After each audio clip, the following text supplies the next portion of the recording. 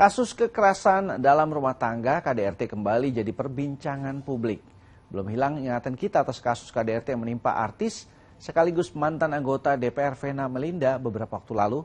Muncul kembali kasus KDRT di mana seorang ibu hamil dianiaya suaminya di Serpong, Tangerang Selatan, Banten hingga babak belur. Lalu bagaimana cara mencegah terjadinya kekerasan dalam rumah tangga? Saudara, berikut segmen khas Buser Info Kriminal.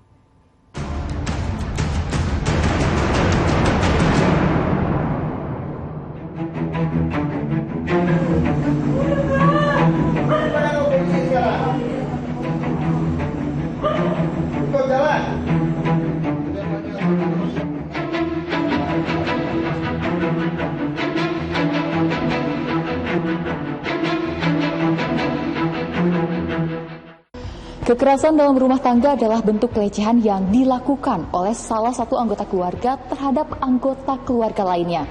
Kekerasan bisa berupa fisik, seksual, psikologis, atau ekonomi. Lalu bagaimana cara agar kita bisa mencegah kekerasan dalam rumah tangga?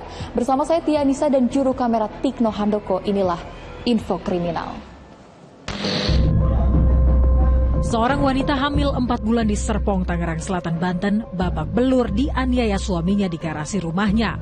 Ironisnya, penganiayaan yang dilakukan Budianto Jauhari, 38 tahun, terhadap istrinya berinisial TM, 21 tahun, disaksikan para tetangga. Pasca kejadian itu, polisi sempat melepaskan pelaku dengan dalih kurangnya bukti visum. Pelaku sempat dibiarkan bebas, namun akhirnya Polres Tangerang Selatan pun kelabakan mencari pelaku. Setelah hampir sepekan melarikan diri, Budianto Jauhari akhirnya ditangkap di sebuah apartemen di kawasan Bandung, Jawa Barat. Dalam pelariannya, Budianto sempat berpindah-pindah tempat, mulai dari Tangerang Selatan, Depok, Bogor, hingga terakhir di kota Bandung. Dari hasil pemeriksaan, terungkap fakta, tersangka positif menggunakan narkoba jenis sabu saat melakukan kekerasan terhadap istrinya.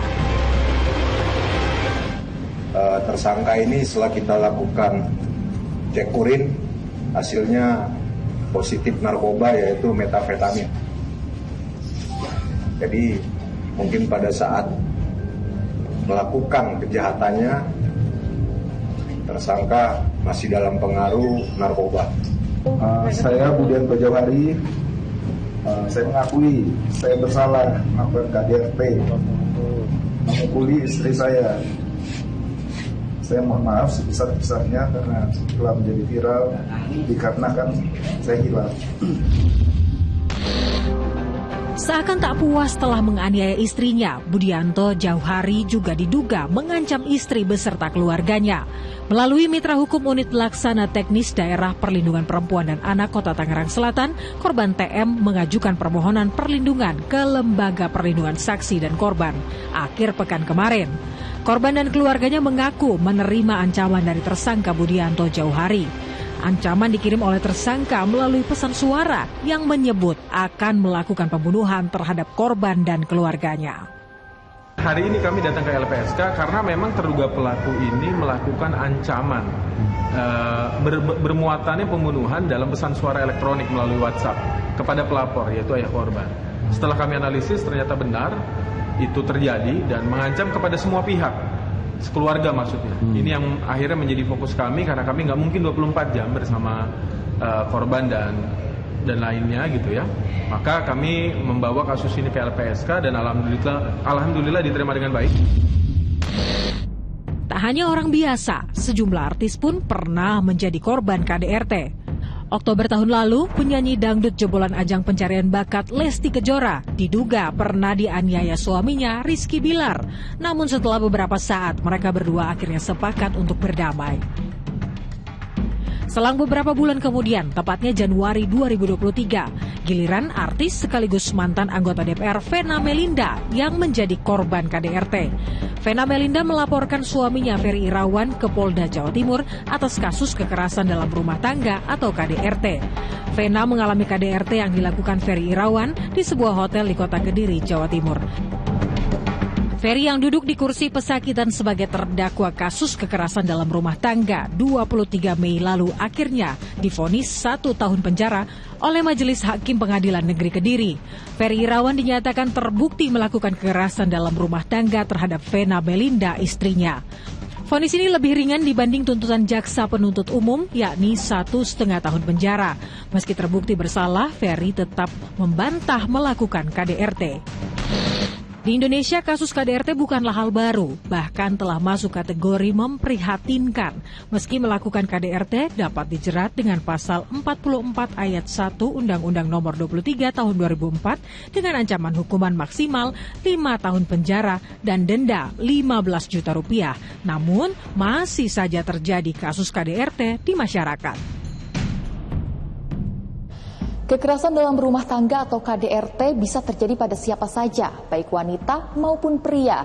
Nah, penting untuk mengetahui cara mencegah kekerasan dalam rumah tangga sebelum terlambat. Lantas apa yang bisa dilakukan untuk mencegah KDRT? Yang pertama, jalinlah komunikasi dengan baik. Komunikasi adalah salah satu kunci utama bertahannya setiap hubungan. Dengan berkomunikasi dengan baik, kita bisa menyampaikan perasaan, kebutuhan, harapan dan masalah yang kita hadapi secara jujur dan terbuka.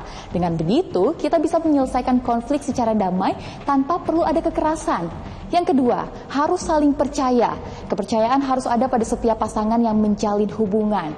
Dengan begitu, berarti kita menghormati privasi, kebebasan, dan keputusan pasangan kita tanpa mencurigai atau mengontrolnya. Dengan saling percaya, kita bisa menjaga hubungan yang sehat dan harmonis.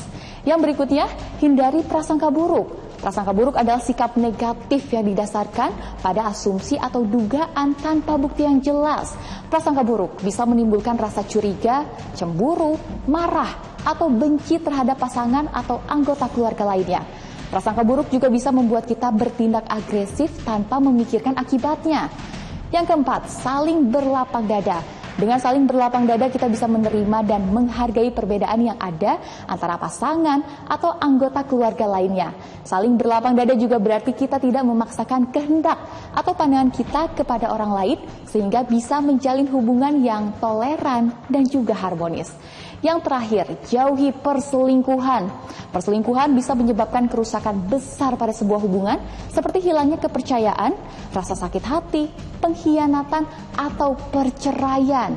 Perselingkuhan juga bisa menimbulkan kekerasan dalam rumah tangga, baik dari pihak yang berselingkuh maupun dari pihak yang diselingkuhi.